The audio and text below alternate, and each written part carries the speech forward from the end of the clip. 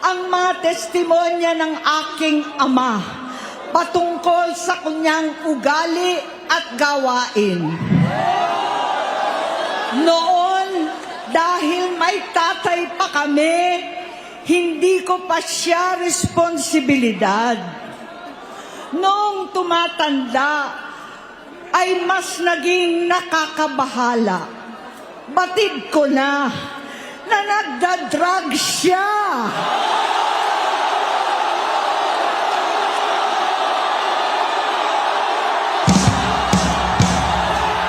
Nalaman ko at ng pamilya, nalaman ng pamilya, seryoso ito.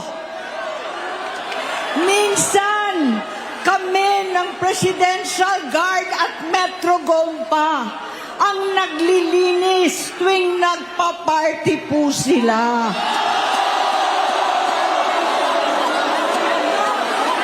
Namuhay kaming magkakapatid sa ibang bansa.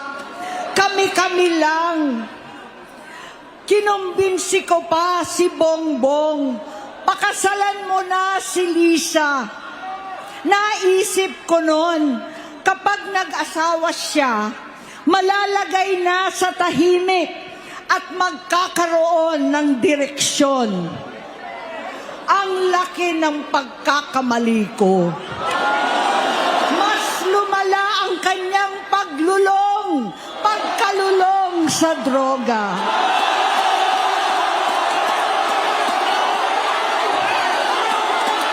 Dahil parehas pala silang mag-asawa.